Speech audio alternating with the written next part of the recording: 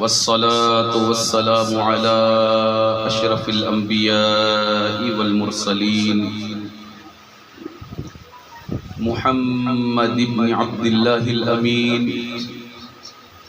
व अला आलिहि व अस्हाबिहिल गुर्रिल मयामीन व मन तबिअहुम बि इहसानिन इला यौमिद्दीन अम्मा बअद फ़अऊज़ु बिल्लाहि मिनश शैतानिर रजीम बिस्मिल्लाहिर रहमानिर रहीम कुल्लु नफ्सिन ज़ाइक़तुल मौत आमन्तु बिल्लाहि सदक़ल्लाहु मौलानल अज़ीम व सदक़ रसूलुहुन नबियुल अमीनुल मतीनुल मकीनुल करीम व नहनु अला ज़ालिका लमिनश शाहिदीन वश्शाकिरीन वल्हम्दुलिल्लाहि रब्बिल आलमीन। इन्नल्लाहा व मलाइकतहु युसल्लूना अलन नबी या अय्युहल्लज़ीना आमनू सल्लू अलैहि व सल्लिमू तस्लीमा। अल्लाहुम्मा सल्लि व सल्लिम व ज़िद व बारिक अला सय्यिदिना व मौलाना मुहम्मद व अला आलिहि व सहबिहि व बारिक व सल्लिम सलातन व सलामन अलैका या सय्यदी या रसूलल्लाह सल्लल्लाहु अलैहि वसल्लम। इंतहाई काबिल एहतराम उलमाए किराम और मुअज़्ज़ज़ हाज़िरीन, अल्लाह रब्बुल इज़्ज़त का बेपनाह शुक्र और उसका एहसान है जो खालिस अपनी तौफीक और अपने करम से बार बार हम बंदों को ये मौका फराहम फरमाता है कि हम भटके हुए और गाफिल इंसान जो दुनिया की बेपनाह मसरूफियात और मशगूलियात में गुम होकर रब के रास्ते से बड़े दूर जा पड़ते हैं बार बार।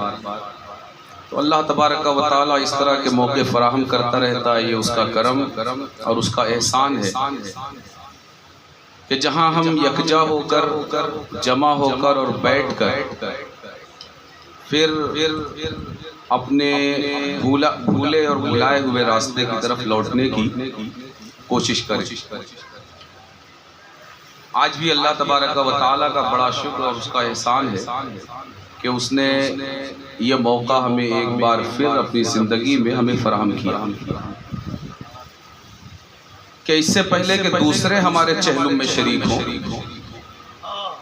और वो हमारे जाने पर इज़हार अफसोस करें, हमें उसने ये मौका इनायत फरमाया कि हम दुनिया से किसी जाने वाले के चहलुम में शरीक हों और वो भूला हुआ रास्ता रब का रास्ता, उसके महबूबा ने बारगाह और मुकर्रबा ने बारगाह का रास्ता जिससे दुनिया की मसरूफियात ने इस इंसान को बड़ा दूर कर दिया, उसकी तरफ हम लौटने की कोशिश करें। आप सबको पता है कि आज हम लोग बबलू भाई की वालिदा मोहतरमा के चहलुम की महफिल में हाजिर है। अल्लाह तबारक व तआला अपने हबीब मुकर्रम सल्लल्लाहु अलैहि वसल्लम के सदक़े उनकी बेहिसाब बख्शिश व मग़फ़िरत फरमाए, उनके दरजात में बुलंदियाँ अता फरमाए और उनकी कब्र में कुशादगी और आका सल्लल्लाहु अलैहि वसल्लम के जलवे जहाँ ताब से उनकी कब्र को मुनव्वर और मुजल्ला फरमाए। ये अहले सुन्नत वल जमाअत की आदात और मामूलात से है कि वो बिलुमूम दुनिया से जब कोई रुखसत हो जाता है तो उसके 40वें दिन एक फातिहा ख़ानी का एहतमाम किया जाता है, और जिस तरह भी जिसकी इस्तिताअत में होता है वो इसाले सवाब की कोशिश करता है। चहलुम की बहुत सारी जिहतें हैं। दुनिया से जाने वाले के लिए भी इसमें फ़ायदा है, और पीछे जो लोग दुनिया में उनके बच रहे उनके लिए भी ये बड़ा फ़ायदा है। यानी चहलुम सिर्फ़ दुनिया से जाने वाले का नहीं है, और सिर्फ़ दुनिया से जाने वाले के लिए नहीं है, बल्कि जो लोग पीछे बच गए उनके लिए भी चहलुम की ये महफ़िल अपने आप में बड़े फ़वायद, बड़ी मनफ़ाअतें, और ये इनके लिए भी बड़ा कारआमद है। उनके लिए तो कारआमद यूँ है कि उन्हें सवाब का एक बड़ा ज़ख़ीरा मुयस्सर आता है इस बहाने। और अहले सुन्नत में ये सुअम जो दूसरे या तीसरे दिन फातिहा होता है, 10वां, 20वां, 40वां और फिर सालाना बरसी, इसके एहतमाम का मकसद यही है कि बंदा जाने वालों को बार बार याद करे और उनके लिए भी कुछ करने की कोशिश करे। तो ये चहलुम की महफ़िल जहाँ उनके लिए बड़ी मुफीद है, ये हमारे लिए भी बड़ी अहमियत की हामिल है।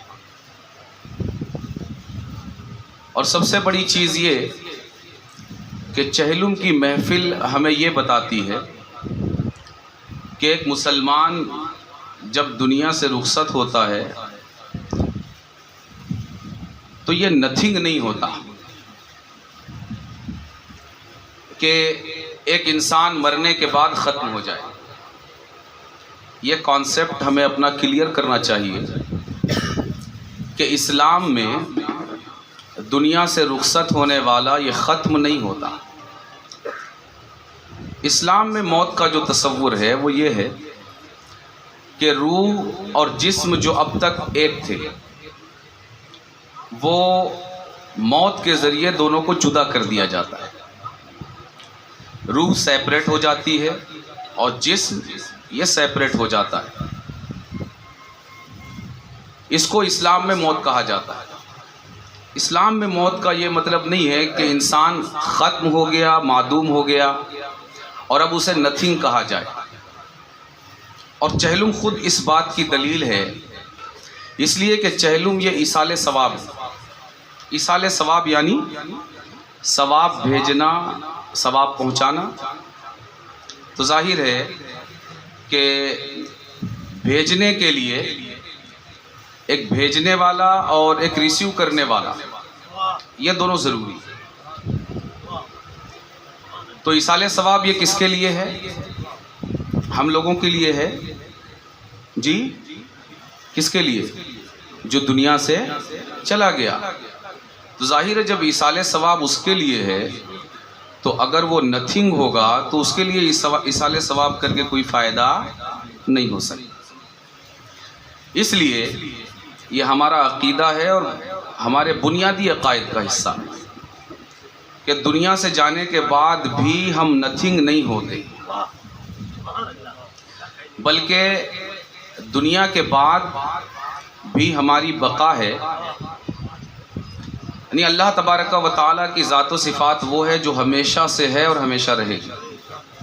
ठीक है, उसकी कोई बिगनिंग नहीं है और कोई एंड नहीं है, ऐसा ही है। उसके बाद जो इंसान है इसकी बिगनिंग तो है, मगर अभी आगे इसका एंड नहीं है, ये ख़त्म नहीं होगा। इसीलिए हम इसाले सवाब की महफ़िलें सजाते हैं ताकि हम अब वो मटेरियली जो सिस्टम है उससे आज़ाद हो गए। मटेरियल उन तक नहीं पहुंचाया जा सकता।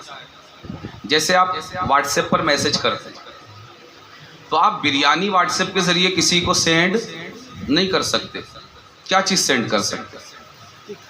बिरयानी का वर्ड लिखकर भेज सकते हैं या बिरयानी का फ़ोटो आप सेंड कर सकते हैं।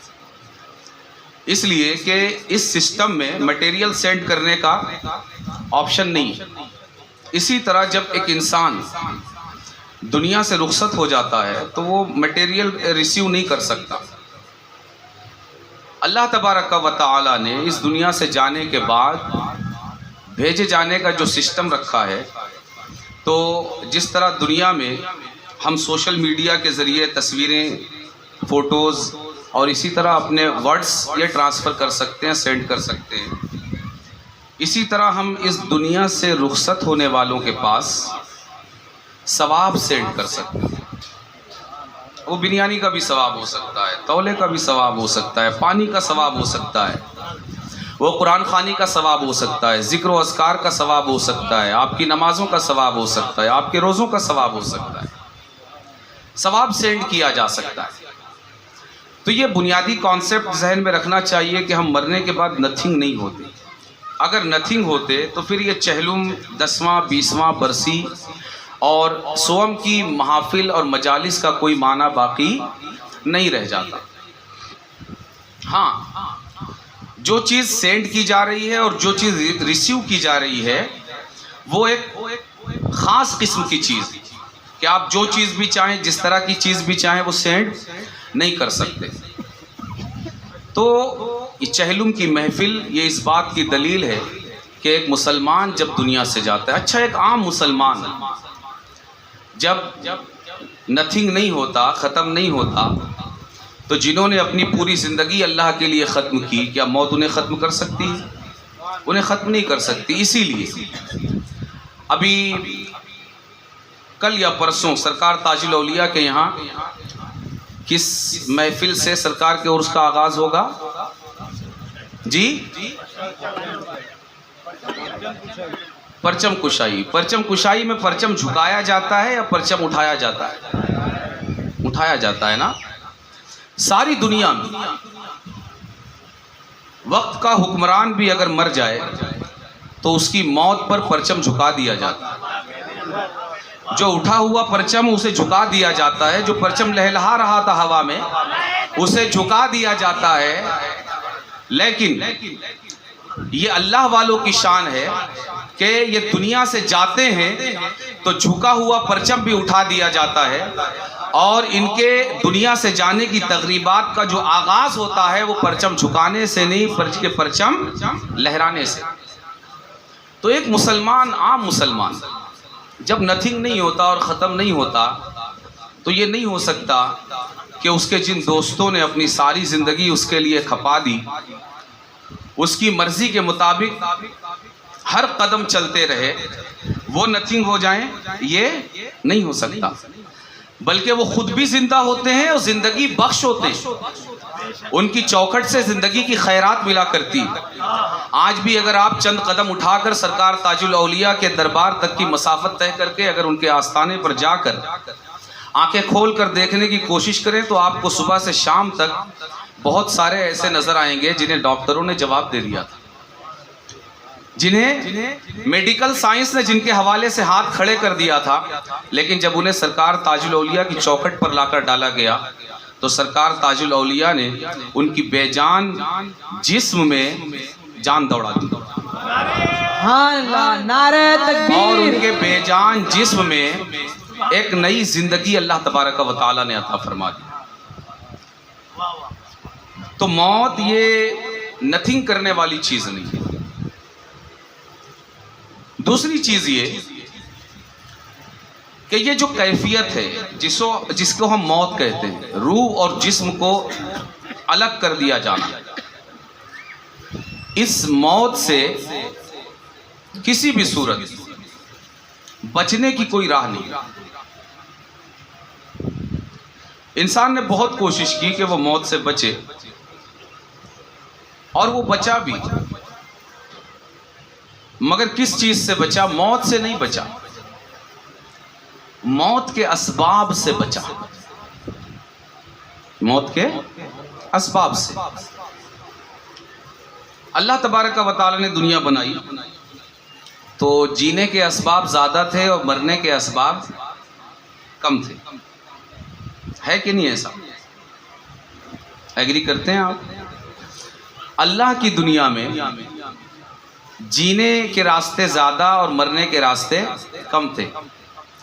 जब दुनिया नेचुरल सिस्टम पर चल रही थी तो फिर मरने के ज़रिए और मरने के असबाब भी नेचुरल थे। वो क्या था कि बिलुमूम एक तबई उम्र को आदमी पहुँचे, हरकत कल्ब बंद हो और इंसान दुनिया से रुखसत हो जाए। लेकिन जैसे जैसे इंसान ने मौत से बचने की कोशिश की और इस दुनिया में नेचर से हटकर अपनी अक्ल, अपनी इजादात और अपनी मसनूआत को फरोग दिया, तो उसके बाद ये हुआ कि अब जीने के असबाब कम हो गए और मरने के असबाब ये ज़्यादा हो गए। इंसान ने हर वो चीज़ जो जीने के लिए बनाई थी वो इसके लिए खुद वबाले जान बन गई, इसकी मौत का जरिया बन गई। ये सड़कें जिसे हमने इसलिए बनाया था कि हम बड़ी तेजी के साथ अपने वक्त को बचाकर लंबी लंबी मसाफतें मुख्तसर वक्त में तय करके हम एक जगह से दूसरी जगह पर पहुंच जाएंगे। लेकिन हम देखते हैं कि मौजूदा हालात में एक इंसान जब घर से सड़कों पर निकलता है तो उसका सेफली महफूज तरीके से अपने घर तक वापसी ये मशकूक हो जाती है, शक में पड़ जाती है। इसी तरह आप सारे ज़राए, आपकी मोटर कार है, आपकी टू व्हीलर्स हैं, आपकी ट्रेनें हैं, हवाई जहाज़ हैं, पानी के जहाज़ हैं, हत्ता कि आपकी वो दवाएं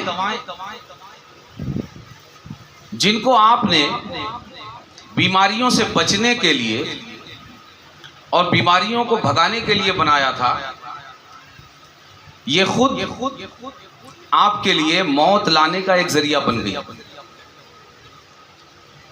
हर वो चीज़ जो इंसान ने जिंदगी बढ़ाने और मौत से दूर रहने के लिए जिसे वजूद में लाया, उन सारी चीज़ों ने इसे मौत से और करीब तर कर दिया। तो मौत से नहीं बचा जा सकता। अल्लाह तबारक व तआला ने कुरान करीम में इरशाद फरमाया, इज़ा जा अजलुहुम ला यस्तअखिरून साअतन वला यस्तक़दिमून, कि जब मौत का मुकर्ररा वक्त आ जाएगा तो एक लम्हा उसे आगे पीछे नहीं किया जा सकता। एक लम्हा, रियल में एक लम्हा, यानी ये भी नहीं हो सकता कि जो सांस अंदर गई है उसे बाहर आने का मौका मिले और जो सांस बाहर है उसे अंदर जाने का मौका मिले। ये भी नहीं किया जा सकता, चाहे सारी दुनिया एक तरफ खड़ी हो जाए और वो चाहे कि किसी की अंदर गई हुई सांस बाहर आ जाए या किसी की बाहर रुकी हुई सांस अंदर चली जाए, ये नहीं किया जा सकता। हत्ता कि मौत इतनी बड़ी सच्चाई है कि आप दुनिया के किसी भी इंसान के बारे में, आप उसको जानते हो ना जानते हो, आप पहचानते हो ना पहचानते हो, आप उसके बारे में कसम खा सकते हैं और आपकी ये कसम कभी झूठी नहीं होगी और आपको कभी कसम टूटने का कफ़ारा नहीं देना पड़ेगा। आप ये कसम खा सकते हैं कि ये एक दिन मर जाएगा और आपकी ये पेशन गोई पूरी होकर रहेगी। आपको इसके लिए आलिम बनने की ज़रूरत नहीं, मुफ्ती बनने की ज़रूरत नहीं, या किसी और डिग्री के हुसूल की ज़रूरत नहीं है कि आप कोई डिग्री हासिल करें, आप ज्योतिषी बने, आप मुस्तकबिल जानने वाले बने, आप इल्म के उस मकाम पर पहुँचे जहाँ किसी ज़रिए और किसी सबब से मुस्तकबिल नज़र आने लगता है। नहीं, आप अगर कभी आपने किसी स्कूल, किसी कॉलेज, किसी यूनिवर्सिटी का अगर मुंह भी नहीं देखा है, तब भी आप वक्त के वजीर आजम, वक्त के शहनशाह, वक्त के सुल्तान के ताल्लुक से आप ये कसम खा सकते हैं कि ये मर जाएगा। आपकी ये कसम कभी झूठी नहीं होगी, तन्हा ये कसम है। तो ये ऐसी सच्चाई है, इससे बचा नहीं जा सकता। हाँ, एक काम किया जा सकता है और वो किया जाना चाहिए, ज़रूरी है, जो हमारे कब्ज़े में है। और हमें इख्तियार में है। और जिस पैगाम को लेकर आज मैं खानकाह अशरफिया नागपुर से आपके दरमियान हाजिर आया, ये एक पैगाम है खानकाह अशरफिया नागपुर का जो मैं लेकर आपके दरमियान हाजिर आया कि मौत जब एक अटल हकीकत है और इससे बचा नहीं जा सकता, तो क्या किया जाए कि कोई तो रास्ता निकले। कहते हैं पूरी नहीं मिले तो आधी को नहीं छोड़ना चाहिए। मौत से बचा नहीं जा सकता।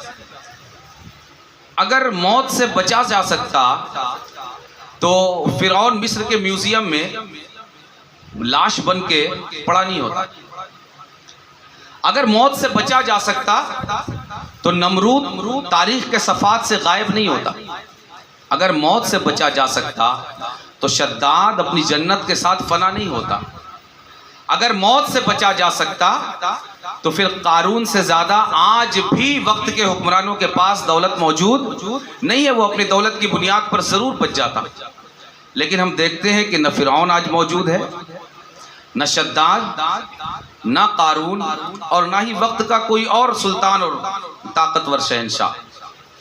तो मौत से बचा नहीं जा सकता, लेकिन एक काम किया जा सकता है जो हर एक कर सकता है, और वो ये है कि वो एक अच्छी मौत मर सकता है।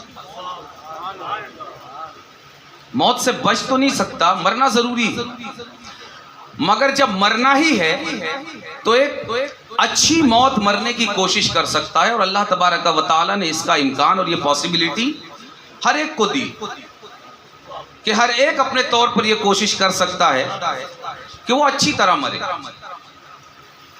गोरा होकर मरे, खूबसूरत होकर, मालदार होकर, है ना। यही मतलब है एक अच्छी मौत का, कि हमारे पास लग्जरी गाड़ी हो, बड़े महल्लात हों, और हमारा लिबास खूबसूरत हो, हमारा चेहरा खूबसूरत हो, और मालो दौलत की हमारे पास रेल पेल और फरावानी हो। अच्छी मौत का यही माना है ना? नहीं? अच्छा, अच्छी मौत मर सकता है, और अल्लाह तबारक व तआला ने यह चांस हर एक को दिया। अच्छी मौत अगर अच्छे कपड़ों की वजह से होती तो वो गरीब कैसे अच्छी मौत मर सकता है जिसके पास अच्छे कपड़े नहीं। अच्छी मौत अगर प्रीमियम क्वालिटी की गाड़ियों के जरिए अगर होती तो फिर वो गरीब जिसके पास सवार होने के लिए साइकिल भी नहीं है, वो अच्छी मौत कैसे मर सकता। अल्लाह तबारक व तआला ने हर एक को ये चांस दिया, उसके पास खाने के लिए हो या ना हो, पहनने के लिए हो या ना हो, सफर के लिए सवारियां हो या ना हो, रहने के लिए महल्लात हो या ना हो, और उसके पास पहनने के लिए महंगे ब्रांडेड सूट हो या ना हो, लेकिन उसके बावजूद जो फुटपाथ पर जी रहा है उसे भी अच्छी मौत मरने का हक दिया गया, जो भीख मांग रहा है उसे भी अच्छी मौत मरने का हक दिया गया, जो नादारी की जिंदगी गुजार रहा है उसे भी अच्छी मौत मरने का हक दिया गया, जो सड़कों पर हमारे और आपके सामने चंद पैसों के लिए अपनी इज्जत दांव पर लगाकर हमारे सामने दोनों हाथ फैलाते हुए नहीं शर्माता, उसे भी अच्छी मौत मरने का हक दिया गया, जो हमारे चंद दिए हुए टकों पर जीता है उसे भी अच्छी मौत मरने का हक दिया गया, और जो देने वाला करोड़पति है उसे भी उसी तरह अच्छी मौत मरने का हक दिया गया। अल्लाह तबारक व तआला ने अच्छी मौत मरने के लिए ना पैसों की कैद लगाई, ना मालो दौलत की कैद लगाई, ना महंगी गाड़ियों की कैद लगाई, ना महंगे महल्लात की कैद लगाई, और हर एक को चांस अता फरमाया कि वो अच्छी मौत मर सके। तो जब ये चांस हर एक को हासिल है कि वो अच्छी मौत मर सके, अच्छी तरह मर सके, और इसके लिए किसी मटेरियल की ज़रूरत नहीं, तो फिर क्या हम सबको ये कोशिश नहीं करनी चाहिए कि हम अगर मौत से नहीं बच सकते तो कम से कम हम ये कोशिश करें कि हम अच्छी तरह मर सकें, हम अच्छी तरह मरें। अच्छी तरह मरने के लिए हमें क्या करना होगा? अच्छी तरह मरने के लिए सिर्फ एक काम करना होगा दोस्तों, सिर्फ एक काम, कोई दूसरा काम नहीं। और अच्छी तरह मरने के लिए हमें एक काम सिर्फ ये करना पड़ेगा कि हमें दुनिया की मर्जी से नहीं, अल्लाह की मर्जी से जिंदगी गुजारनी है। सिर्फ एक काम करना है, हमारी ट्रेजिडी मौजूदा हालात में ये है कि हम लोगों के हिसाब से ज़िंदगी गुजारना चाहते हैं। हद ये है यानी हम इतनी गफलत के शिकार हो गए कि हम जब ज़िंदगी गुजारने के लिए निकलते हैं ना, तो हम अपने हिसाब से भी ज़िंदगी नहीं गुजारते। हम में का कोई आदमी, इसे अपना भी पता नहीं, इसकी तो कोई कीमत ही नहीं है इसकी नज़र में। ये जिस 5-5.5 फीट के इंसान को अच्छे ब्रांडेड कपड़े पहना रहा है ना, उस इंसान की वजह से नहीं पहना रहा है जिसको ये पहना रहा है। मैं अपने को आपके सामने रख लेता हूँ, शायद आपको किसी को रखूँ तो आपको बुरा लगे। मैं अगर अपने आप को अच्छे कपड़े पहना रहा हूँ ना, तो मैं इसलिए नहीं पहनाता कि ये मुझको अच्छे लग रहे हैं, नहीं, पहनाया ही नहीं कभी। मैं ये सोचता हूँ ये देखने वालों को अच्छा लगेगा या नहीं। मैं अगर अच्छी टोपी अपने सर पर रखता हूँ ना, तो ये नहीं सोचता कि ये मुझको अच्छी लग रही है, नहीं। मैं आईने में देखकर अपने सरापे को ये ताड़ता हूँ कि लोग देखकर अच्छा कहेंगे या नहीं। मैं जब गाड़ियाँ खरीदने जाता हूँ तो मैं ये नहीं सोचता कि मेरे लिए बेहतर क्या है। मैं ये देखता हूँ कि इस ब्रांड के साथ लोग मुझे और मेरे स्टेटस को बुलंद समझेंगे या नहीं। मैं जब कपड़े खरीदने जाता हूँ उस वक्त भी गैर जहन में है दुनिया। जब मैं चश्मा खरीदने जाता हूँ अपना, तब भी दूसरे जहन में है। जब मैं टोपी खरीदने जाता हूँ तब भी दूसरे जहन में है। अपनी सवारियाँ खरीदने जाता हूँ तब भी दूसरे जहन में है। अपना घर बनाता हूँ तब भी दूसरे जहन में है। यानी A to Z जब से मुझे इख्तियार मिला है पसंद करने का, मैंने कभी अपने लिए कुछ पसंद नहीं किया। मैं दुनिया के लिए पसंद करता हुआ चल रहा हूँ। यानी मैं इस दुनिया में इतना खो गया कि मैंने इस दुनिया में अपनी कीमत भी ख़त्म कर दी। और सबसे पहले मैंने जिस चीज़ को बेकीमत किया वो खुद मैं हूँ। दूसरी चीज़ों की कीमत तो मैं बाद में ख़त्म करूँगा। सबसे पहले एक इंसान ने जिस चीज़ की कीमत ख़त्म की वो खुद उसका अपना वजूद है। अपने लिए वो कुछ करने को तैयार नहीं, दुनिया के लिए जीना है। और इस दुनिया में ऐसा गुम हुआ, दुनिया की तरफ देखने में इसकी निगाहें ऐसी मसरूफ़ हुई और ऐसी मशगूल हुई कि इसने अपने वजूद और अपने सरापा को भी भुला दिया, जो कि इसका करीब तरीन वजूद है, जिसके बारे में कहता है मैं, जिसके बारे में कहता है मैं। यानी दुनिया की इस भीड़ में मैं इज़ नथिंग, मैं कोई चीज़ बाकी नहीं रही, सब दूसरे बन गए। कभी इनकी पसंद से, कभी इनकी पसंद से और कभी इनकी पसंद से। हत्ता कि मेरी छोटी से छोटी पसंद, मुझे यहाँ हंसना है या नहीं, मैं हंसता भी दूसरों को देख कर हूँ। अच्छा दूसरे हंस रहे हैं, हाँ अब मुझे हंसना चाहिए। मैं गमगीन भी दूसरों को देख कर होता हूँ, अच्छा दूसरे गमगीन हैं, मुझे गमगीन होना चाहिए। इंसान ने सारी प्लानिंग और सारी प्रोग्रामिंग में एक चीज़, हर कोई इसकी प्लानिंग में है। इसके यार इसकी प्लानिंग में, इसके दोस्त इसकी प्लानिंग में, इसकी बीवी, इसके बच्चे और सारी दुनिया इसकी प्लानिंग और इसकी प्रोग्रामिंग में है। इस पूरी प्लानिंग और प्रोग्रामिंग में अगर कोई नहीं है तो वो सिर्फ वो खुद है जो खुद प्लानर और प्रोग्रामर है। प्लान करने वाला और प्रोग्राम बनाने वाला ये खुद पूरे प्रोग्राम और पूरे प्लानिंग के प्रोसेस में कहीं भी मौजूद नहीं है। इंसान दूसरों के लिए जीने में इतना आगे बढ़ गया, दूसरों के लिए जीना चाहता है, जबकि आपको पता है आप जिन दूसरों के लिए जीना चाहते हैं ना, जिस दिन आप पैदा हुए, जस्ट जिस लम्हे आपकी पैदाइश हुई, अल्लाह तबारक व तआला ने उसी लम्हे आपको यह बता दिया कि दुनिया तुम्हारे हिसाब से चलने वाली नहीं। उसी लम्हे दुनिया के साथ कनेक्टिविटी का आपका पहला लम्हा था। पहला लम्हा अल्लाह तबारक व तआला ने बड़े वाज़ेह तौर पर यह बता दिया आपको कि दुनिया किसी कदम पर तुम्हारे साथ चलने वाली नहीं। किस तरह बताया? इस तरह बताया कि इंसान ये रोने वाले को देखकर रोता नहीं है तो कम से कम रोने जैसा मुंह तो बनाता है ना, बनाता है नहीं बनाता? बहुत सख्त दिल हुआ अगर किसी के सीने में पत्थर का दिल हुआ तो अगर रोने जैसा मुंह भी नहीं बना सका तो कम से कम खामोश तो रहेगा। आपने किसी रोने वाले के सामने हंसते हुए लोगों को देखा है? देखा है? नहीं देखा है ना? मैं बताऊं, आपने बहुत देखा है। आप में से हर एक जब जब पैदा हुआ है वो पैदा होते ही चीख मार के रोने लगा है और अतराफ वाले सब हंसने लगे। और ना सिर्फ ये कि सब हंसे हैं बल्कि मिठाइयां आपके रोने पर तकसीम की गई। आप चीखते और चिल्ला रहे हैं, आप रो रहे हैं, आप बेकरार हैं, लेकिन आपके अतराफ की सारी दुनिया, जिसे आप अपना बाप कह रहे हैं, अपना भाई कह रहे हैं, माँ कह रहे हैं, रिश्तेदार कह रहे हैं, अहबाब कह रहे हैं, कराबतदार और रिश्तेदार कह रहे हैं, ये हर एक, इनमें से किसी को आपके रोने की कोई फिक्र नहीं।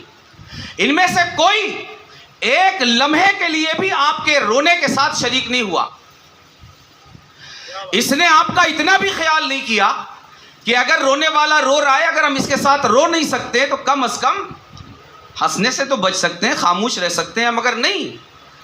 इन्होंने मजीद 2 कदम आगे बढ़कर मिठाइयों के टोकरे का अंबार लगा दिया। अच्छा, रोने लगा, अब मिठाई बांटो। आप जब तक रोते नहीं तब तक मिठाइयां बंटती नहीं। आप जब तक रोते नहीं तब तक आपको जिंदा तस्लीम ही नहीं किया जाता।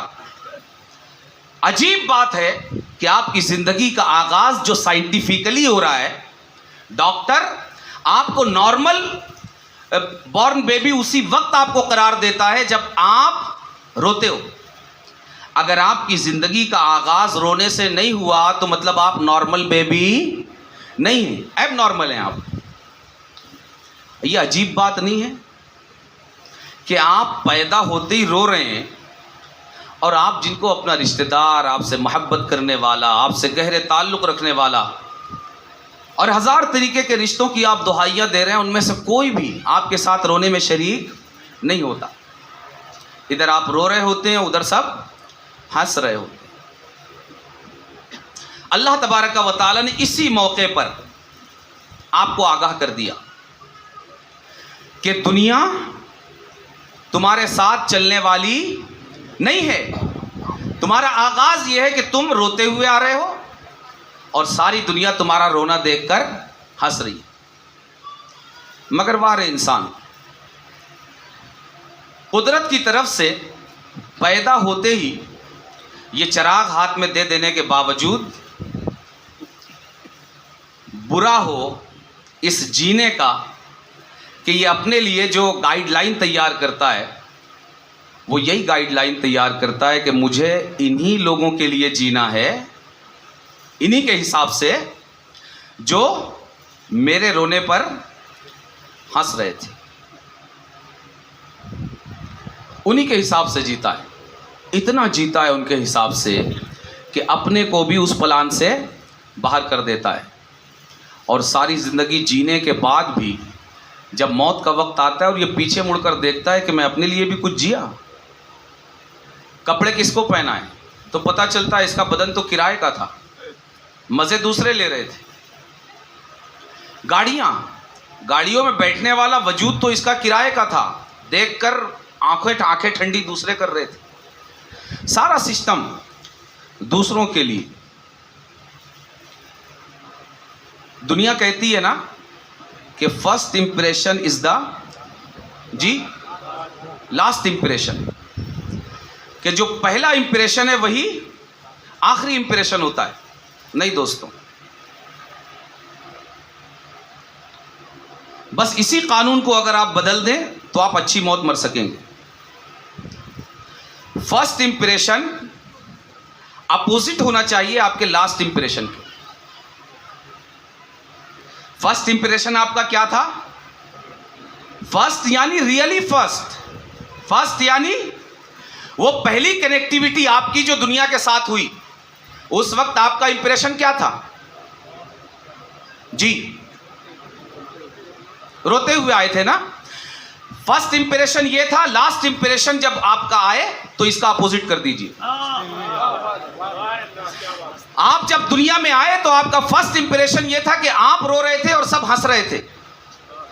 अब अगर कामयाबी के साथ मरना है तो इस इंप्रेशन को आप उल्टा कर दीजिए कि जब आप मरे तो हंसने वाले तन्हा आप हो और रोने वाले सब। अगर आपने इस तरह मरना सीख लिया कि अतराफ के सब रो रहे हो, बाप रो रहा हो, माँ रो रही हो, भाई रो रहा हो, बहनें रो रही हो, आपके रिश्तेदार, आपके पड़ोसी, आपके सारे कराबतदार ये आंसू बहा रहे हो, मगर एक जात जो दुनिया से जाते हुए रो रही हो वो आप हो। अगर आपने ऐसा मरना सीख लिया तो आप यकीन जानिए कि आपसे अच्छा मरने वाला कोई नहीं। आपने कामयाबी के साथ मरना सीख लिया।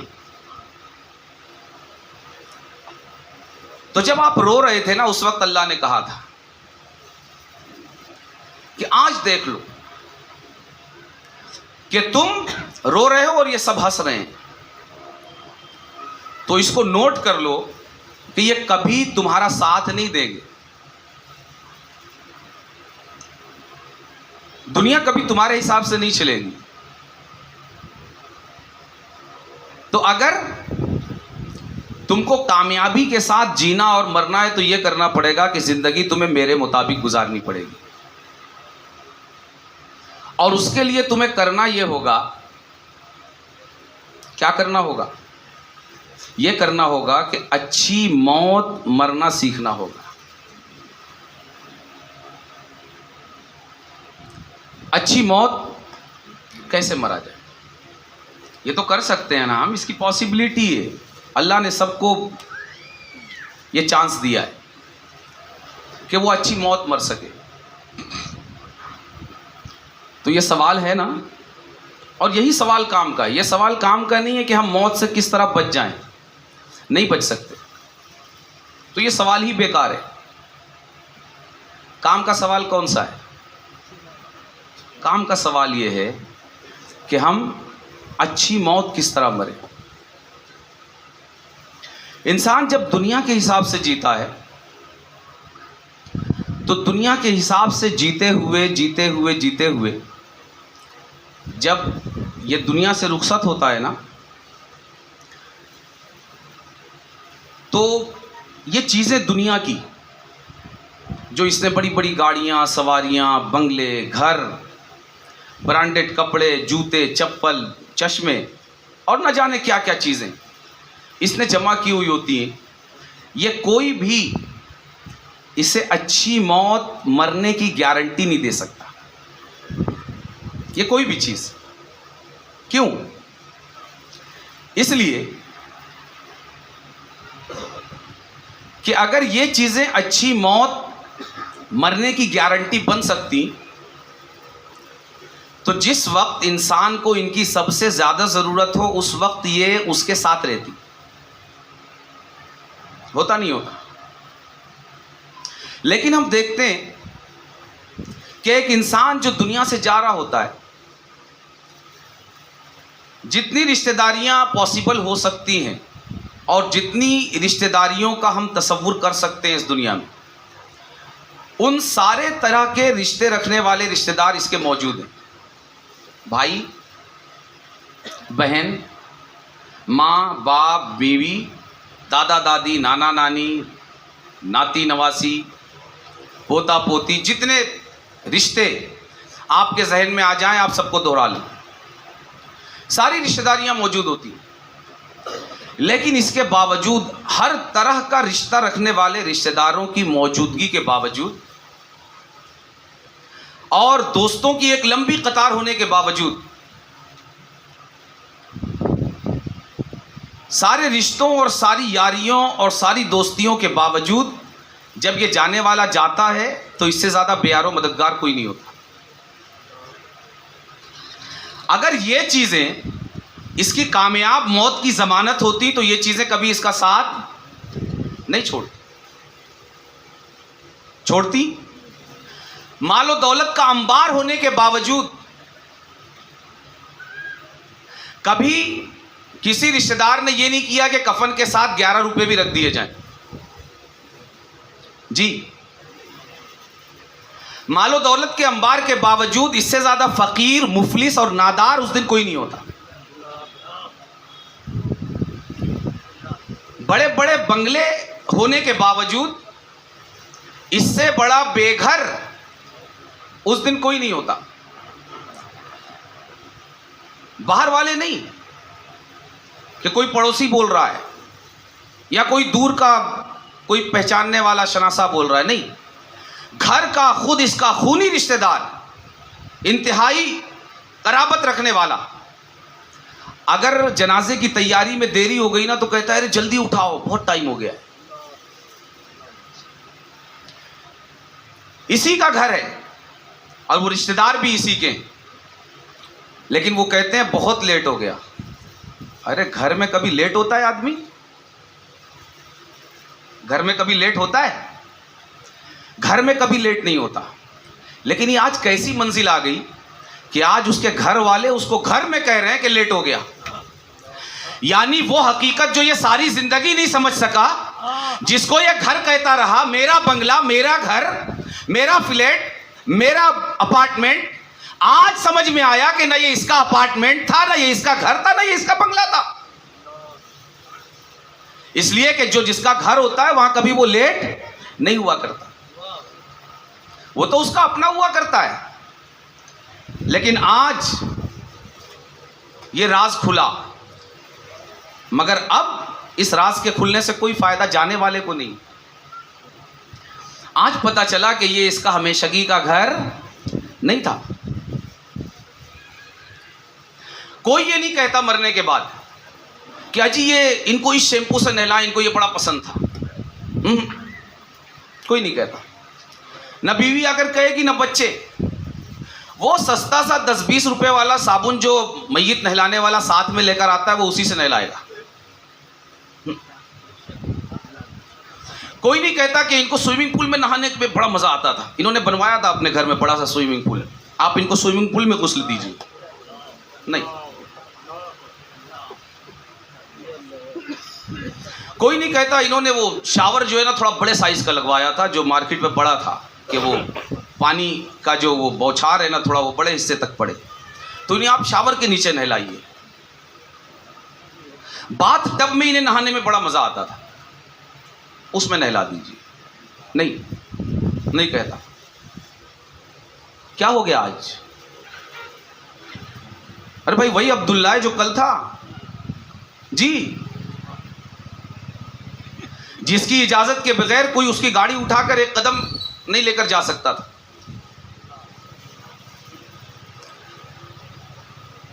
आज कोई ये नहीं कहता कि भाई आप ये 50-60 रुपए मीटर वाला वो सफेद कपड़ा लाके पहना रहे हो और वो भी सिलवाया नहीं है दर्जी के यहां।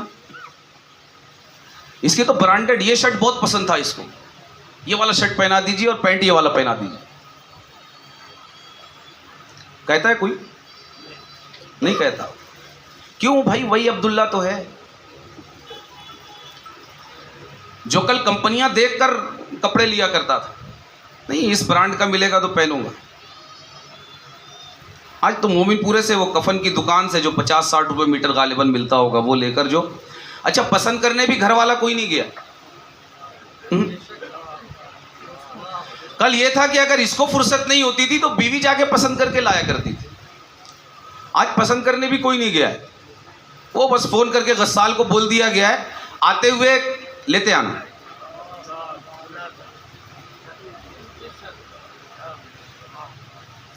₹50-60 मीटर वाला कपड़ा और वो भी बेसिला।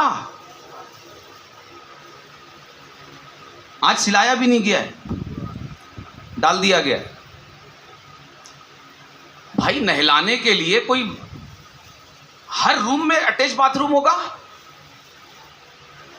लेकिन किसी बाथरूम में भी नहीं रखा गया, हत्ता के घर के आंगन में भी नहीं, घर के बाहर नहलाओ। किस चीज पर? उसी पट्टी पे जिस पे कल वो रिक्शे वाला मरा था तो उसको नहलाया गया था। उसी पट्टी पे जिस पे वो जो हमारे फुटपाथ पे कल भीख मांगने वाला मरा था, उसी पट्टी पे उसको भी नहलाया गया था। वो हमारे पड़ोस में जो एक इंतहाई नादार मुसलमान रहता था, उसको कल जिस पट्टी पे नहलाया गया था आज इसको भी, भाई वही अब्दुल्ला है जिसने ये 10 मंजिला बिल्डिंग छोड़ी है। आज उसके गुस्ल के लिए घर के बाथरूम भी नहीं बचे।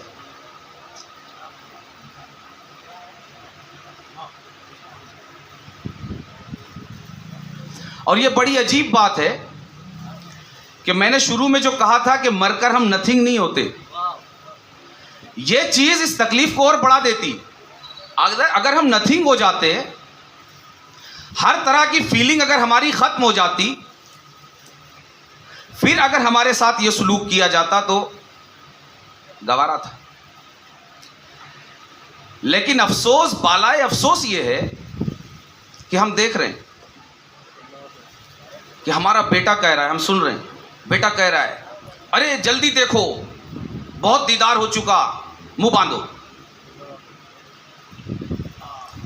बहुत देर हो चुकी, ले चलो। ये हम अपनी आंख से देख रहे हैं कि महंगे तरीन शैम्पू और साबुन के अंबार हमने लगाए हुए हैं, लेकिन उनमें से किसी से हमको नहीं नहलाया जाता। हमारा वो कमरा जिसे हमने लाखों और करोड़ों खर्च करके बनाया है, दुनिया भर से हमने चुन चुन कर सामान खरीदा है, ये चीज़ यहाँ की बेहतर होती, ये चीज़ यहाँ की बेहतर होती, ये चीज़ यहाँ की बेहतर होती। इस तरह हमने जिस रूम को सजाया है, आज हम अपनी आंखों से देख रहे हैं कि हमें वहाँ कोई रखने के लिए तैयार नहीं। हमारे गैरेज में हमारी एक नहीं 10 कारें खड़ी हुई है, लेकिन कोई हमारे जनाजे को कब्रिस्तान तक ले जाने के लिए उनमें से कोई 3rd क्लास कार ही सही निकाल कर खड़ी नहीं करता कि जनाजा इस कार में ले चलिए। नहीं, वही डोला जिस पर एक भीख मांगने वाले का जनाजा उठाया गया, वही चारपाई जिस पर एक नादार का जनाजा उठा था, वही चारपाई जिस पर एक फकीर को उठाकर उसके घर से फुटपाथ से कब्रिस्तान तक पहुंचाया गया था, उसी फुटपाथ पर लेटने वाले को जिस चारपाई पर उठाया गया था, उसी चारपाई पर इसे भी, जिसकी बड़ी शान थी, बड़ी शौकत थी, बड़ा मकाम था, बड़ा रुतबा था, जिसने अपनी गाड़ियों से लोगों को इंप्रेस किया, अपने लिबास से लोगों को इंप्रेस किया, जिसने अपना स्टेटस बढ़ाने के लिए हर कदम लोगों की तरफ देखा। आज सबसे ज्यादा जो इसको नुकसान पहुंचाने पर तुले हुए ये वही लोग हैं। हत्ता कि वो भाई, बिरादर, रिश्तेदार, दोस्त भाई जिन पर खर्च करने के लिए इसने ये भी नहीं देखा कि मैं हलाल कमा रहा हूं कि हराम, हर तरह से कमाया और उनको राजी किया, खुश किया। वो भी इसे चंद लम्हात के लिए अपने घर में रखने के लिए तैयार नहीं, कहते बदबू फूट जाएगी। जितनी देर रखते हैं उतनी देर भी फ्रीजर लाके उसमें डालकर रखते हैं। जरा आप किसी फ्रीजर में सोकर देखिए, एक रात मजीद रखने के लिए तैयार नहीं। हत्ता के कब्र में डालने के बाद इसने जो मालो मता, दौलत चाहे जिस तरह कमाया, उसके अंबार उनके लिए लगाए। इसके मरने के बाद उसके लिए सदका खैरात करना तो कुजा, जब वो बंटवारा करेंगे तो खुद उनको कमी पड़ेगी, वो खुद लड़ेंगे। उसका तो अब कोई हिस्सा ही नहीं रहा। वो किसी हिसाब और किसी किताब और किसी हत्ता के कागजात तक से उसके नाम उड़ा दिए जाएंगे। कागजात और दस्तावेजात तक पर उसका नाम बाकी नहीं रखा जाएगा, उसका नाम गायब। कब्र पर फूल चढ़ाने के लिए भी संडे का इंतजार किया जाएगा, वो भी कुछ दिनों तक। फिर कुछ दिनों के बाद संडे की ये प्लानिंग शब बारात पर मुंतकिल हो जाएगी, साल में एक बार। फिर वो कब्र जिस पर साल में एक बार कभी फूल की चंद पंखड़ियां नजर आ जाती थी, अब वो कब्र फूल की उन तर पंखड़ियों और ताजा पंखड़ियों के लिए सालों और बरसों तरसा करेगी।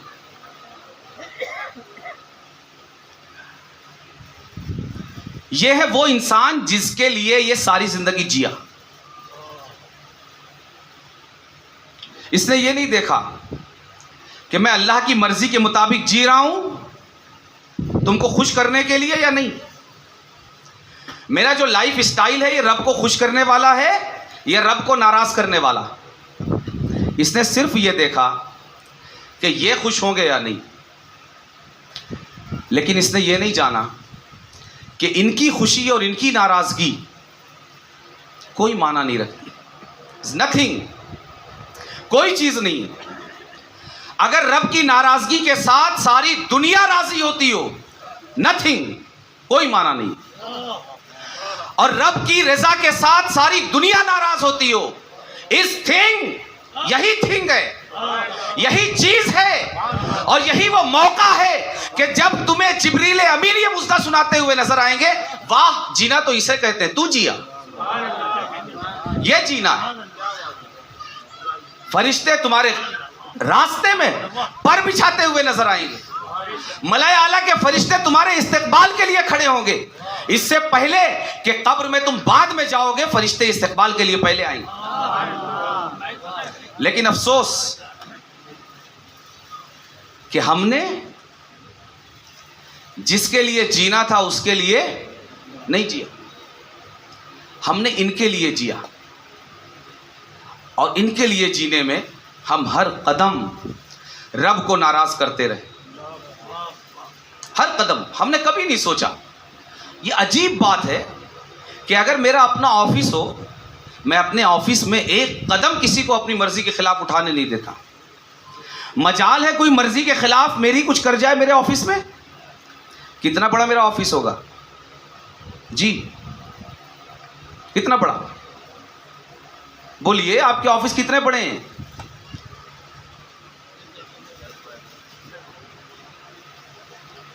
उसमें नौकरी करने वालों को आप कितनी तनख्वाह देते हैं? आपने पैदा किया है उनको जी? आपके मुलाजिमीन को आपने पैदा किया है, वजूद दिया है? आप जो उनको तनख्वाहें दे रहे हैं, कि आपके पास ये गारंटी है कि आप देते ही रहेंगे? आपके पास खुद आए इसकी गारंटी नहीं है, आप देते रहेंगे, इसकी गारंटी कहां से लेंगे?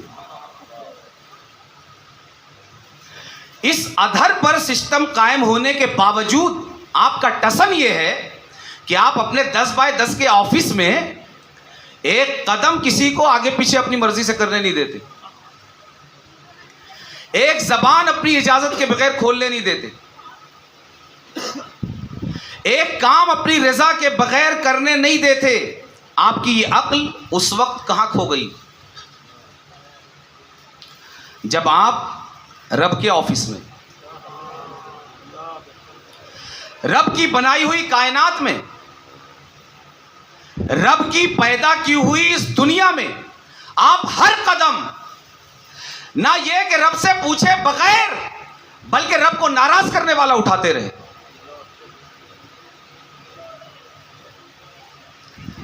रब कहता रहा तुम्हारे कदम मस्जिद की तरफ उठने चाहिए, हमारे कदम सिनेमा घरों की तरफ उठते रहे। रब कहता रहा कि तुम्हारे कदम मां बाप की फर्माबरदारी की तरफ उठने चाहिए, हमारे कदम नाफरमानी की तरफ बढ़ते रहे। रब कहता रहा तुम्हारे कदम हलाल रिस्क की तलाश में बढ़ने चाहिए, हमारे कदम हराम की तरफ बढ़ते रहे। रब कहता रहा कि खैर की तरफ बढ़ना चाहिए, हम शर की तरफ बढ़ते रहे। रब जिस साइड बुलाता था हम उसके अपोजिट साइड चलते थे। आए वो इंसान, आए वो गाफिल इंसान जो अपनी 10 बाय 10 की ऑफिस में बैठकर खुदा बनने की कोशिश करता है। तूने कभी रब की इस अजीम दुनिया में जब हर कदम उसकी नाफरमानियों का उठाकर दुनिया में दंदनाता फिर रहा था, तूने कभी यह सोचा कि मैं भी किसी की ऑफिस में वर्कर हूं? मुझे भी किसी ने अपनी ऑफिस में काम पर रखा हुआ है, मैं मुलाजिम हूं, और जितना मेरे मुलाजिम पर मेरा हक है उससे कहीं ज्यादा मेरे आका का मुझ पर हक है। मेरे मुलाजिम को पैदा किसी और ने किया है, सिर्फ चंद घंटे का टाइम मैंने उसका लिया है। चंद घंटे का वक्त उसका लेने पर मैं अपना इतना हक उस पर जताता हूं कि उसको अपनी मर्जी से चाय पीने के लिए नहीं जाने देता। लेकिन जिस रब का मुझ पर इतना हक है कि उसने मुझे जीरो से सब कुछ किया, माल दौलत पैसा पानी ये सब तो बात की चीज है, तू खुद नहीं था, तू नहीं था, तुझे पैदा किया। लेकिन जिस आका का तुझ पर इतना हक है कि तू कुछ नहीं था, उसने सब कुछ किया, तूने कभी उसके बारे में भी नहीं सोचा कि मैं उसी का दिया हुआ माल उसी की नाफरमानी में खर्च कर रहा हूं। आपने देखा है ऐसा जरी मुलाजिम कभी? ऐसा जरी, ऐसा जसारत रखने वाला, ऐसा बदअखलाक और ऐसा नाफरमान मुलाजिम वर्कर कभी देखा है आपने? कि उसी का माल उसी की मर्जी के खिलाफ उसी के आगे खर्च किया जाए। दोस्तों, अगर कहीं हम बोर्ड पढ़ लेते हैं ना कि आप सीसीटीवी की नजर में हैं जी, तो अच्छे अच्छे शरीफ बन जाते हैं। क्या हमारे रब की कुदरत इस सीसीटीवी से भी गई गुजरी है? वो जो अपने आप को फरमाता है कि इन्नल्लाह बसीरुम बिल इबाद, तुम्हारा रब तुम्हें हर वक्त, हर लम्हा, हर हाल में तुम्हारी हर हरकत को, सीसीटीवी कैमरा तो जब तुम्हारा हाथ बढ़ेगा तो नोट करेगा ना, तुम्हारा कदम उठेगा तब नोट करेगा ना। तुम्हारे रब की निगाह जहां दुनिया का कोई कैमरा नहीं पहुंचता, तुम्हारे दिल की हरकत, तुम्हारी अक्ल की सोच, तुम्हारी फिक्र, तुम्हारे नजरिए और तुम्हारी प्लानिंग और तुम्हारी प्रोग्रामिंग तक पहुंच रही। सब कुछ जिसकी सोच, जिसकी निगाह से गायब नहीं है तुम्हारी सोच, तुम उसकी निगाह में हो। लेकिन इसके बावजूद दुनिया को खुश करने के चक्कर में तुमने कभी नहीं सोचा कि मैं भी किसी सीसीटीवी की नजर में।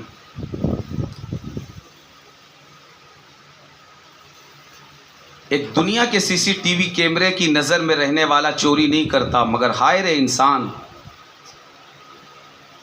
रब की निगाहों में रहने के बावजूद इसने चोरियां की, इसकी नाफरमानियां की और हर हाल में रब की नाफरमानियों के साथ जिंदगी गुजारता रहा। किसकी खातिर? उन दोस्तों की खातिर, उन अकरबा की खातिर, उन रिश्तेदारों की खातिर जो अपने घर से तो इसका वजूद ख़त्म करेंगे ही, हत्ता कि इनके घर में रखे हुए किसी कागज़, किसी दस्तावेज पर अगर उसका नाम होगा, उसका नाम वहां पर भी नहीं रहने देंगे। जिसको कहते हैं नामो निशान मिटा देना, ये वो काम करेंगे। लेकिन उनको खुश करने के लिए रब खुश होता है या नाराज, इसने कभी नहीं देखा। और उनको खुश करने के लिए ये हर कदम रब को नाराज करता रहा।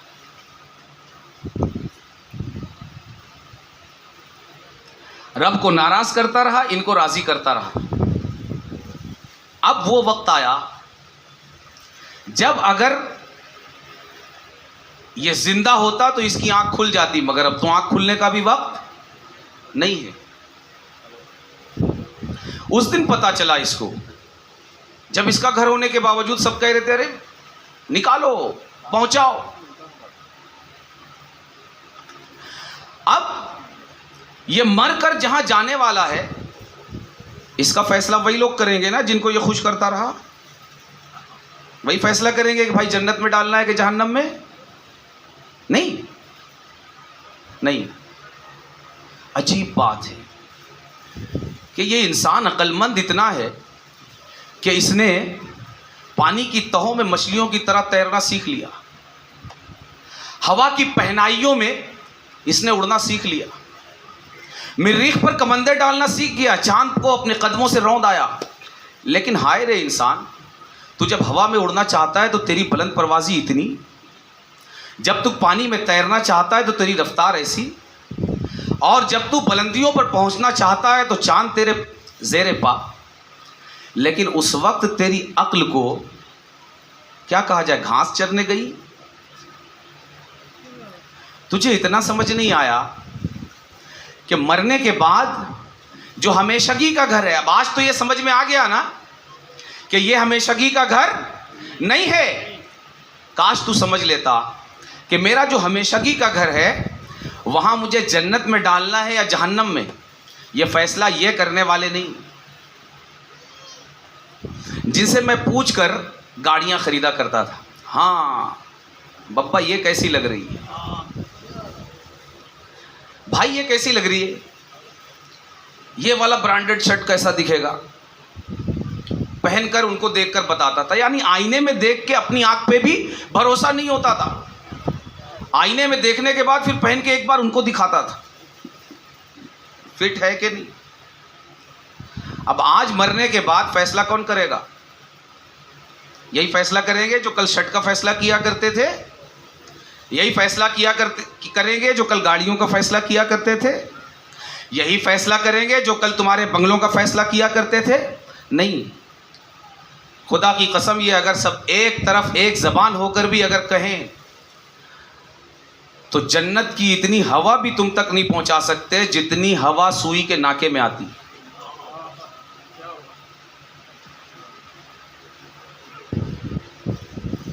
इतनी हवा।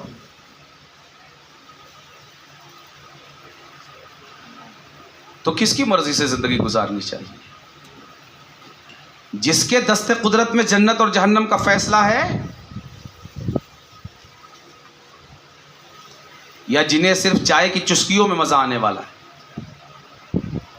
नहीं दोस्तों, ये जिंदगी इतनी बेकीमत नहीं है। आप इतने बेकीमत नहीं हो खुदा के लिए। आप अपने लिए भी कुछ करें, अपने लिए भी कुछ करें, कम अज कम इतना करें कि आप एक कामयाब जिंदगी गुजारें। हर एक कामयाब जिंदगी गुजारना चाहता है ना, आसान सा फार्मूला है। आप कामयाबी से मरना सीख जाइए, आपकी जिंदगी कामयाब हो जाएगी। कामयाबी से आप मर कैसे सकते हैं? कामयाबी से आप इस तरह मर सकते हैं, उसका फार्मूला भी दे दिया गया कि आप फर्स्ट इंप्रेशन को अपोजिट कर दीजिए। कि जब आए तो आप रो रहे थे, सब हंस रहे थे, अब आप जब जाएं तो आप ऐसी मौत मरने की कोशिश कीजिए कि सब रो रहे हो मगर आप हंस रहे हो। अब हमें यह देखना है कि आज हम जिस सिचुएशन में ज़िंदगी गुजार रहे हैं, हमारे जो हालात ज़िंदगी है, जो लाइफ स्टाइल है हमारा, हम जिस तरह जी रहे हैं, जो शबो रोज़ है हमारे, हम अपने इस लाइफ स्टाइल के साथ, अपने इस अंदाज़े ज़िंदगी के साथ, अपने इस अंदाज़े बंदगी के साथ, अपने इन अखलाक, अपने इन आदात, अपने इन अतवार, अपने इन किरदार और अपनी सीरत के साथ, अपने इस कैरेक्टर के साथ, अपने इस बिजनेस के साथ, क्या हम हंसते हुए मर सकते हैं?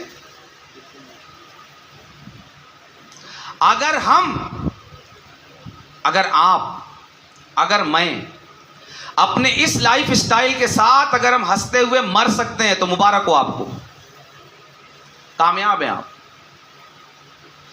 आपका रिजल्ट आज ही आउट है, मरने के बाद का इंतजार करने की जरूरत नहीं है। आपका रिजल्ट आज आउट है कि आप मरने के बाद कामयाबी होंगे। लेकिन अगर हम हंसते हुए मरने की जुर्रत नहीं कर सकते अपने मौजूदा हालात के साथ, अगर हम अपने प्रेजेंट लाइफ स्टाइल के साथ मरने की जसारत नहीं कर सकते हंसते हुए, अगर हमें यह खौफ आता है, हमको नहीं लगता कि हम हंसते हुए मर सकते हैं, तो फिर हमें अपने लाइफ स्टाइल पर दोबारा नजर करनी चाहिए। फिर हमें अपने जानने वालों से इबरत हासिल करनी चाहिए कि सेम कोई बीमार हुआ तो जरूरी नहीं है कि आप भी बीमार होंगे, किसी को बुखार आया तो जरूरी नहीं है कि आपको भी बुखार आएगा। किसी की टांग टूटी तो अल्लाह ना करे ज़रूरी नहीं है कि आपकी भी टूटेगी। किसी का हाथ टूटा तो अल्लाह ना करे कि ज़रूरी नहीं है कि आपका भी टूटेगा। किसी को कोरोना हुआ ज़रूरी नहीं है कि आपको भी कोरोना होगा। लेकिन दोस्तों, कोई अगर मरा है ना, सोचने की ज़रूरत नहीं है कोई मरा है कि नहीं, ज़रूरी है कि आप मरेंगे। किसी हिसाब लगाने की ज़रूरत नहीं। और किसी हार्ट अटैक का इसके लिए वेट करने की ज़रूरत नहीं है। किसी कोरोना का वेट करने की ज़रूरत नहीं है। किसी बीपी के हाई होने का इंतज़ार करने की ज़रूरत नहीं है। कोलेस्ट्रॉल बढ़ जाने का इंतज़ार करने की ज़रूरत नहीं है। किसी गाड़ी की चपेट में आ जाने का इंतज़ार करने की ज़रूरत नहीं है। किसी ऊंचाई से गिर जाने का इंतज़ार करने की ज़रूरत नहीं है। पानी में डूब जाने का इंतज़ार करने की ज़रूरत नहीं है। बल्कि खुदा की कसम, अगर मेरा रब चाहे तो अभी इन कुर्सियों पर बैठे हुए हम में से कोई भी बैठकर खड़ा नहीं हो पाएगा।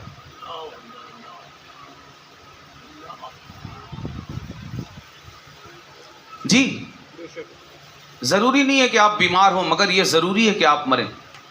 आप मरेंगे।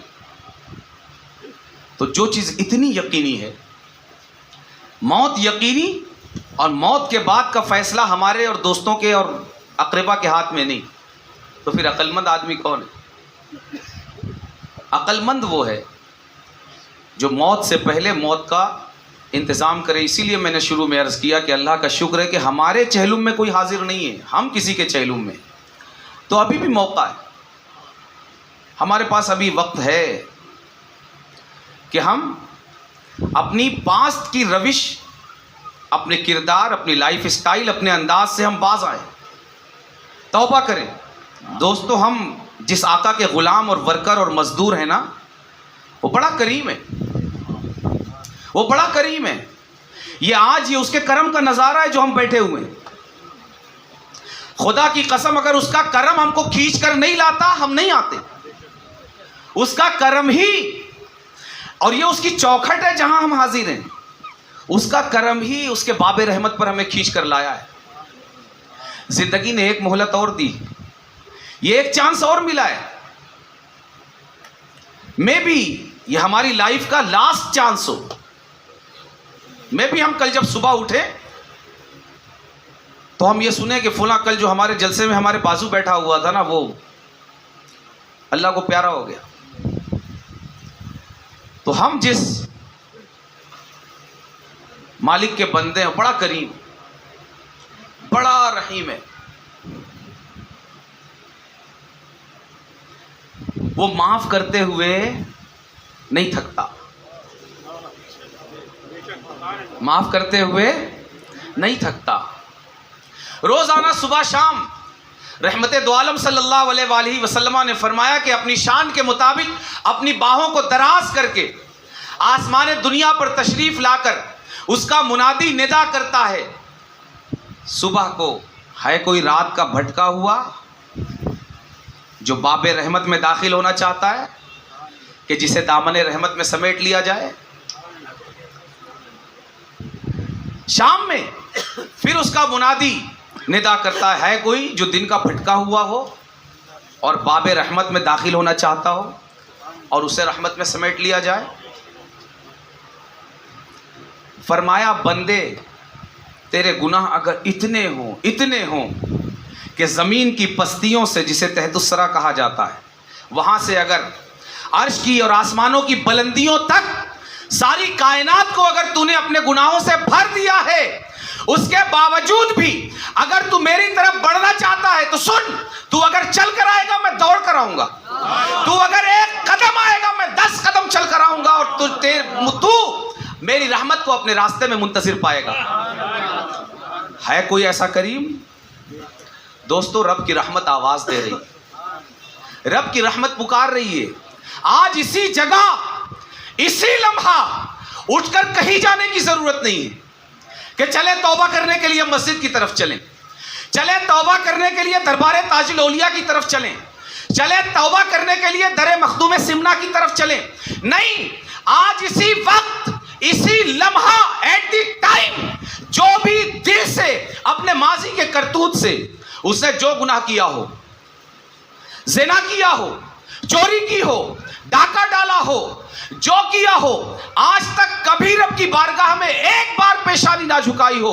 दोस्तों, खुदा की कसम, मेरा रब ऐसा गफूर, ऐसा रहीम और ऐसा करीम है कि आज एक मर्तबा उसका वो गुनाहगार बंदा इसी महफिल में इसी वक्त अपने दिल से अपने गुनाहों पर पशीमान होकर आए और एक बार उसकी बारगाह में हाथ जोड़कर अर्ज करे, मौला बहुत हुआ, अब लौट आया तेरी तरफ। दूसरा लम्हा नहीं होगा, रहमत खुदाबंदी तुम्हें अपने दामन में ढांप लेगी। तुम उठोगे, मरहूम और मगफूर उठोगे, तुम्हारे गुनाहों पर कलम आफू फेर दिया जाएगा, तुम्हें माफ कर दिया जाएगा। नबी ने फरमाया, ताइब मिन ज़म्बि कमल्ला ज़म्बला, गुनाहों से तौबा करने वाला ऐसा हो जाता है जैसे उसने गुनाह किया ही नहीं।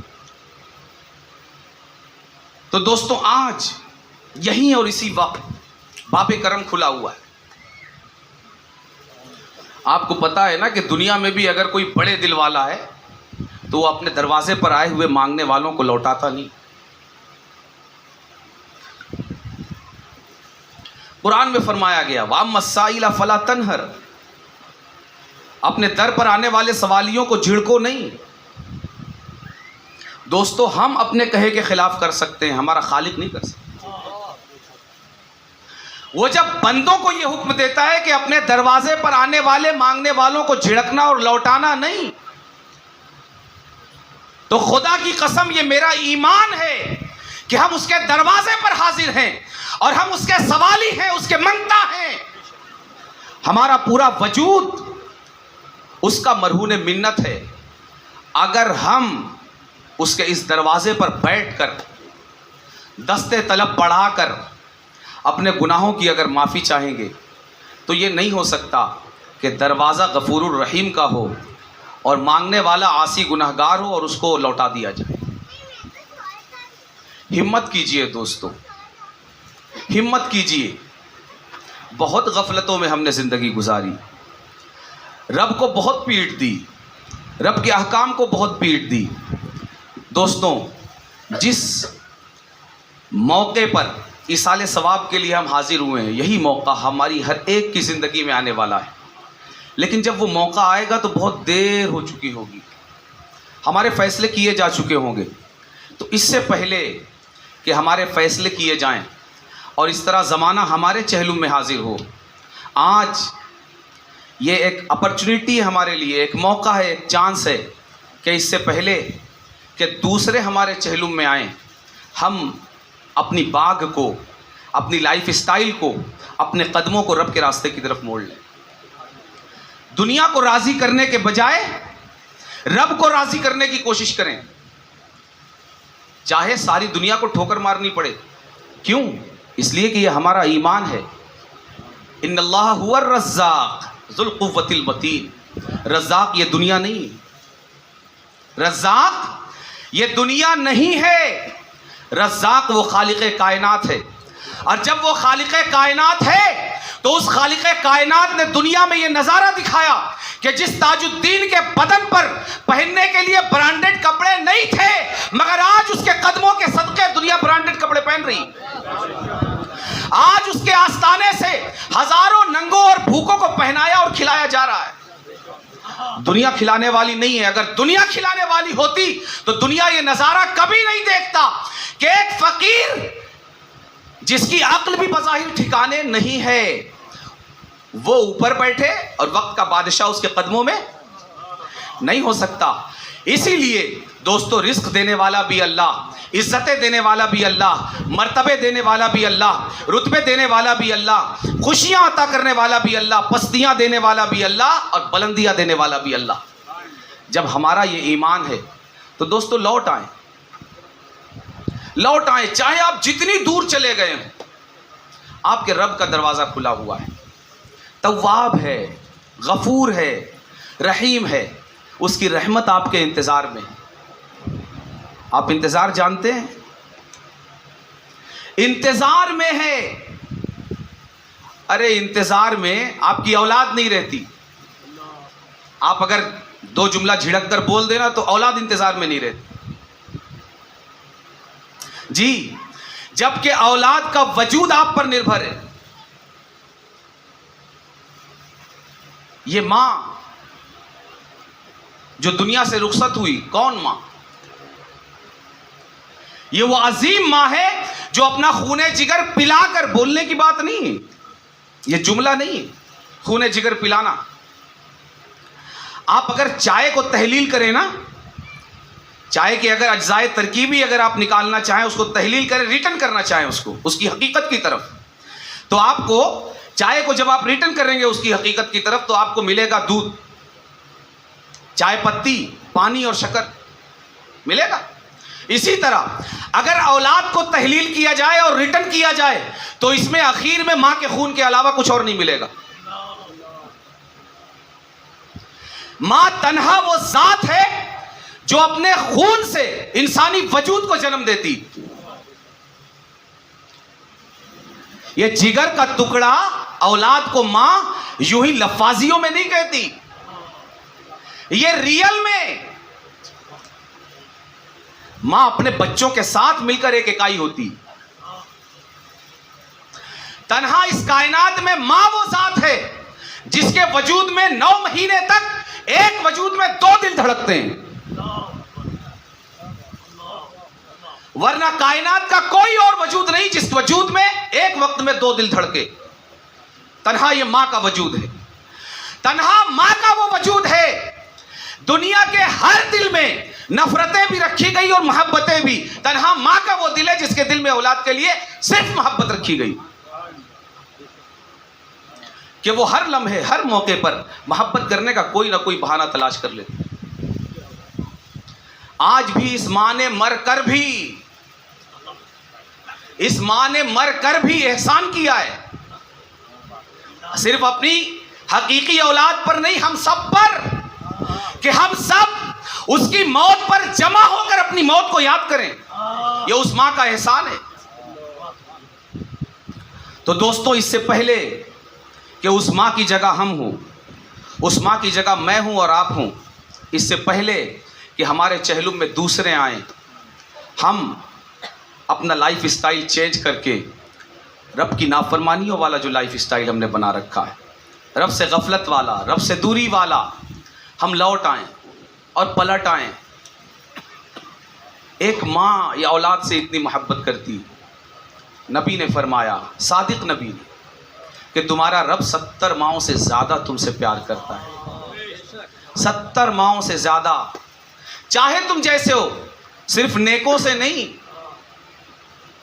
सिर्फ परहेजगारों से नहीं, सिर्फ तकवा शियारों से नहीं, सिर्फ जाहिदों पारसाओं से नहीं, सिर्फ नमाजियों से नहीं, सिर्फ रोजेदारों से नहीं। तुम चाहे उसको जितना भुला चुके, उसने तुम्हें नहीं भुलाया, जबकि वो तुम्हारा अकेला रब है और उसके बेशुमार बंदे हैं। वो अकेला होने के बावजूद हम उसको भूल गए। वो एक है मगर हम उसको याद न रख सके, हम अनेक हैं मगर फिर भी उसने हमें नहीं भुलाया है। दोस्तों, वो 70 माओं से ज्यादा प्यार करने वाला, उसकी रहमतें इंतजार में हैं हर वक्त। कोई टाइम टेबल नहीं है कि 10 बजे तक आ जाना, खुला मिलेगा, नहीं। अजी, आपको तो कारपोरेटर साहब के ऑफिस में नहीं जाने दिया जाता आसानी से जी। एमपी साहब और वजीर आजम साहब तो दूर हैं, ये मैं सारी कायनात के खालिक और मालिक के ऑफिस की बात कर रहा हूं। हर वक्त खुला हुआ है, हर लम्हा खुला हुआ है, हर आन खुला हुआ है। इंतजार सिर्फ पलट कर आने वाले का है। वो आ जाए तो फिर किसी और चीज के इंतजार की जरूरत अभी लिखने वाला नहीं है, अभी ऑफिस का सुपरवाइजर नहीं है, अभी दरवाजा खोलने वाला नहीं है, अभी रजिस्टर जिसके पास रहता है वो नहीं है। कोई इंतजार नहीं है, इंतजार सिर्फ आपका है। आप जिस लम्हे ठान लें कि बहुत हुआ, अब ये गंदगी वाली जिंदगी छोड़कर बंदगी वाली जिंदगी अपनाकर रब के बाब रहमत में दाखिल होना है, आप ये सोचेंगे, उसी लम्हे वहीं बाब रहमत खुलेगा और चादर रहमत आपको अपने साए में ले लेगी। अल्लाह तबारक व तआला हमें तौफीक खैर से नवाजे और इस अपॉर्चुनिटी, इस मौके और इस चांस को गनीमत जानकर उसकी बारगाह की तरफ सच्चाई के साथ लौट जाने की तौफीक अता फरमाए। वमा अलैना इल्लल बलाग। अस्सलामु अलैकुम व रहमतुल्लाहि तआला व बरकातहू। खड़े हो जाएं, सलातो सलाम पढ़ें।